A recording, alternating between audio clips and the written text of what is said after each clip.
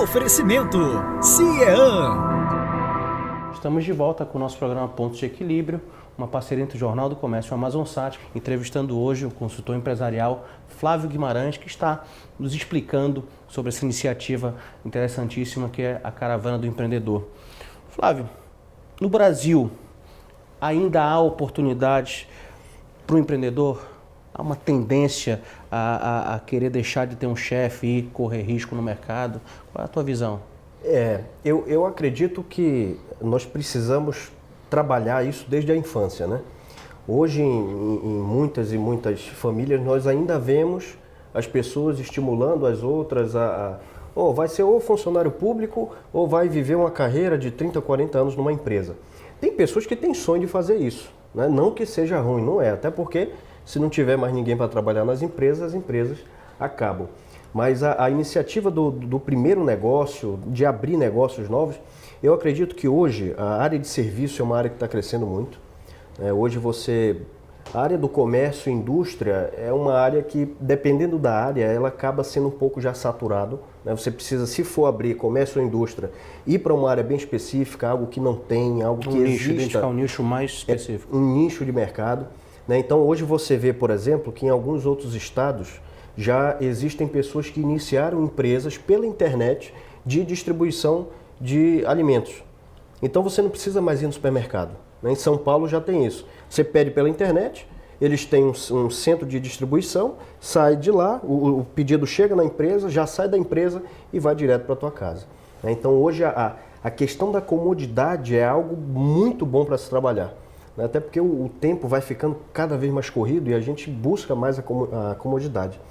Mas existem muitas ideias. Eu acredito que nós devemos até conhecer algumas ideias de outros países, né, os Estados Unidos, da Europa, que são alguns exemplos a seguir, né, estudar esses modelos e tentar trazer para cá.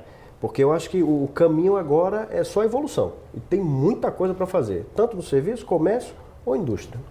E quais são os maiores desafios que o empreendedor enfrenta no Brasil? Porque nós sabemos que os números não são muito positivos, a taxa de mortalidade é altíssima, em pouco tempo uma empresa consegue, aliás, quebra, não consegue prosperar, a burocracia sempre apontada como uma das responsáveis, a tributação no Brasil, enfim, problemas com mão de obra.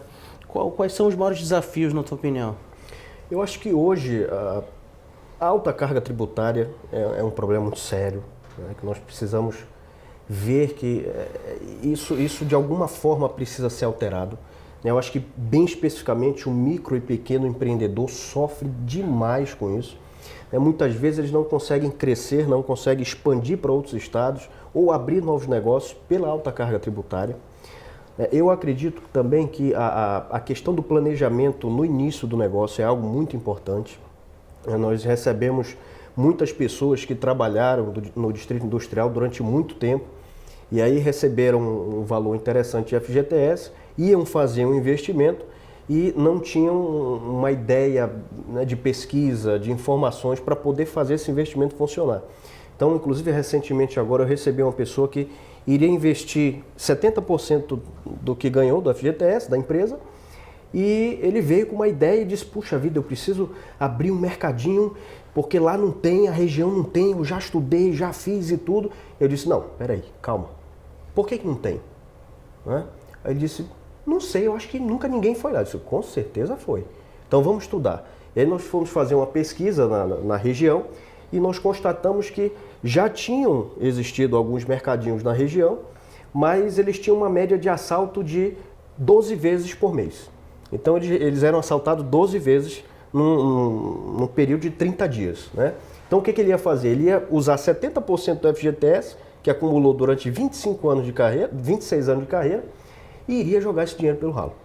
Né? E aí entra, isso se une à carga tributária, a burocracia, demora, tudo, enfim. E aí acaba tendo essa questão. Nós vamos buscar daqui para frente fazer essas sugestões, né, para os governos, para poder facilitar um pouco mais a vida do empresariado. E quais são as principais características do empreendedor brasileiro? Pois é.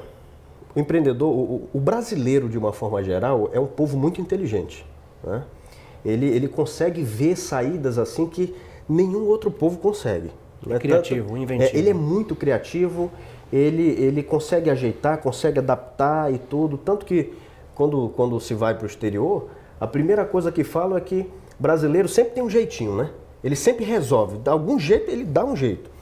E isso é importante, só que precisa ser trabalhado, né? Precisa ser aproveitado, porque nós vemos muito acontecendo hoje que se você cria, por exemplo, um workshop, uma palestra para poder encontrar essas pessoas, a aceitação é um pouco baixa, né? Então eu acredito que essa inteligência, essa esperteza precisa ser unida ao interesse, né? Nós vemos aqui um dado bem específico que é a nossa piscicultura, né?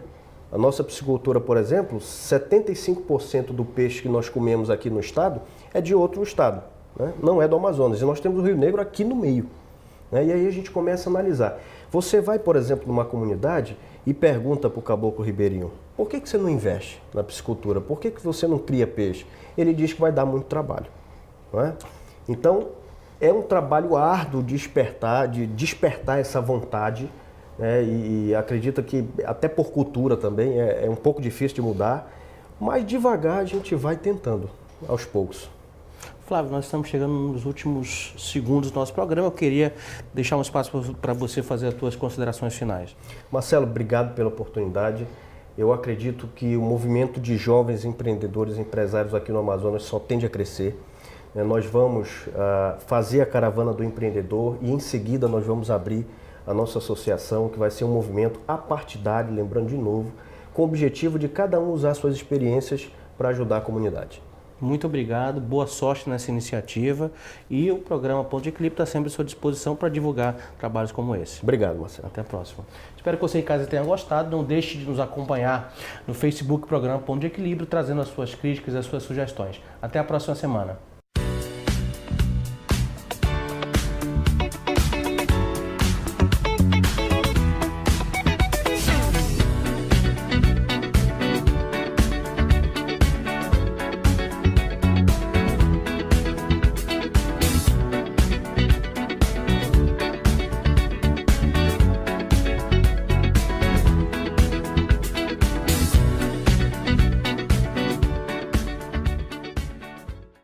Apoio Jornal do Comércio.